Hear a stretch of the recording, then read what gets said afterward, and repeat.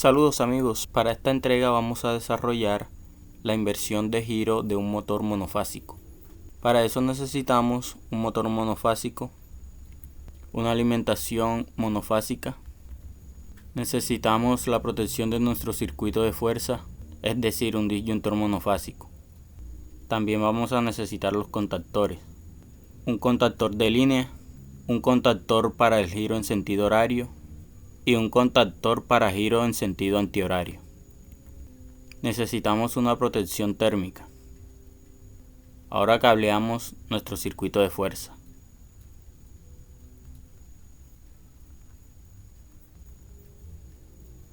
Para que el relé térmico detecte de una manera óptima cualquier sobrecarga en el sistema, vamos a simular un circuito trifásico. Es decir, la línea va a pasar por todos los contactos del relé térmico. Esto se hace por medio de unos puentes. Y la línea va a la bobina U1. Conectamos el neutro a la bobina B1.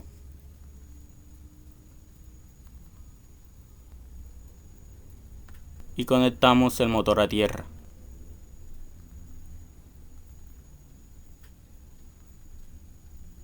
Alimentamos los contactores con la línea y el neutro.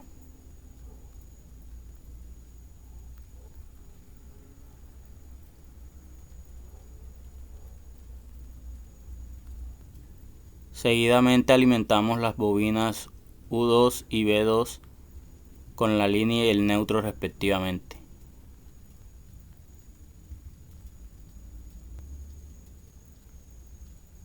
Para invertir el giro del motor monofásico es necesario cambiar de posición las conexiones de la línea del neutro en las bobinas U1 y B2. Es decir, la línea iría en la bobina B2 y el neutro iría en la bobina U2. Tenemos listo el circuito de fuerza de nuestro sistema. Ahora pasamos al circuito de mando. Necesitamos una línea como fuente de alimentación y también un neutro para cerrar el circuito. Como también vamos a necesitar las bobinas de los contactores de línea, de giro en sentido horario y de giro en sentido antihorario. Protegemos nuestro circuito con un disyuntor monopolar. Luego con una protección térmica. Implementamos un pulsador de paro de emergencia.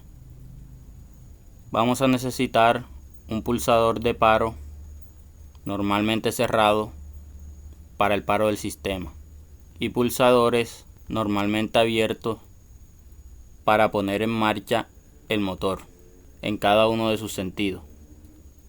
Conectamos la línea al circuito.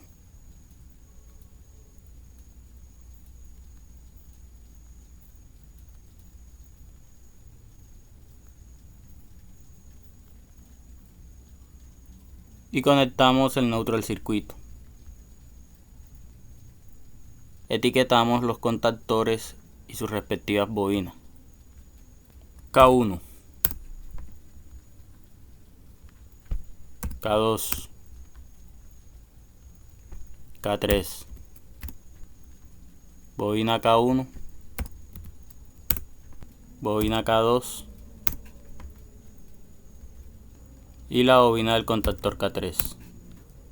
Etiquetamos el relé térmico, en este caso F, el botón de paro de emergencia, el botón de paro, el pulsador de marcha en sentido horario y el pulsador de marcha en sentido antihorario. Para que el circuito funcione y encienda el motor es necesario que se enclave el contactor de línea con cualquiera de estos dos contactores. Es decir, al enclavarse cualquiera de estos dos contactores, simultáneamente se tiene que enclavar el K1 o contactor de línea. Para eso se hace necesario que se alimente por medio de los contactos auxiliares normalmente abiertos de dichos contactores. Entonces necesitamos contactos normalmente abiertos. Conectamos los contactos.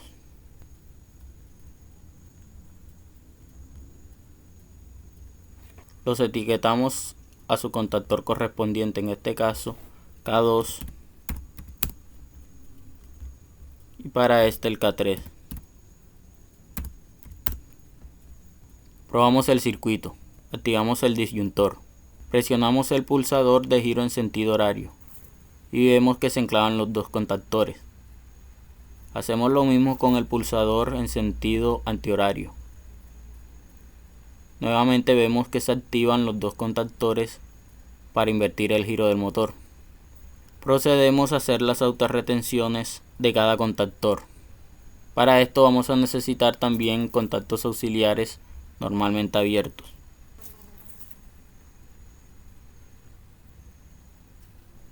Los etiquetamos a su contactor correspondiente. K2, K3. Probamos nuevamente el circuito. Activamos el disyuntor. Presionamos el pulsador en sentido horario. Vemos que se enclava el contactor de línea y el contactor para el sentido horario. Presionamos el pulsador de paro y presionamos el pulsador de marcha en sentido antihorario. También podemos ver que se enclavan tanto el contactor de línea como el contactor de giro en sentido antihorario. Se hace necesario hacerle el enclavamiento cruzado entre estos dos contactores para que cuando uno se enclave la otra bobina no pueda energizarse. De lo contrario podemos causar un cortocircuito, como lo veremos ahora. Aquí se ha producido un cortocircuito como lo muestra el programa. Para que eso no suceda, como he dicho, hay que alimentar a cada bobina con un contacto auxiliar normalmente cerrado del contactor opuesto.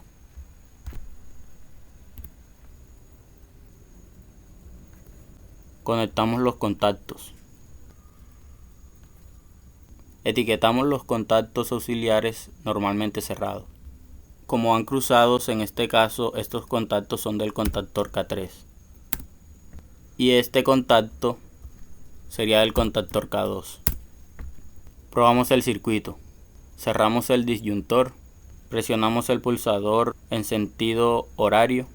Como lo podemos ver, aunque presionemos el pulsador de marcha en sentido antihorario, esta bobina no se energizará, ya que está alimentada por medio del contacto normalmente cerrado del K2, que a su vez se abre porque la bobina se ha energizado. Presionamos el botón de paro, presionamos el pulsador de giro en sentido antihorario y vemos que podemos presionar el otro botón de marcha, pero el K2, que es para el sentido horario, no se enclavará, ya que está alimentado por medio del contacto normalmente cerrado del K3, y como esta bobina ya se ha energizado, este contacto se abre, haciendo imposible que el K2 se pueda energizar. Ahora vamos a conectar las luces piloto que nos indicarán cuando el motor esté en funcionamiento y cuando haya una falla en el sistema. Conectamos estas lámparas paralelas a la bobina de cada contactor. La lámpara que nos indica una falla la conectamos directamente al contacto normalmente abierto del relé térmico y este a su vez lo conectamos a la línea. Le cambiamos el color a la luz piloto que nos indica falla. Probamos el circuito. Activamos el disyuntor. Presionamos el pulsador en sentido horario. Vemos que se enclavan los dos contactores y la luz piloto nos indica que el motor está en funcionamiento.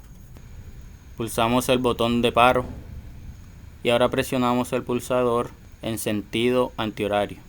Se enclavan los dos contactores, vemos que el motor gira en sentido antihorario y que la luz piloto se enciende indicando que el motor está en funcionamiento. Ahora simulamos una falla por sobrecarga en el relé térmico. Podemos ver que la luz piloto se enciende indicando que hay una falla en el sistema.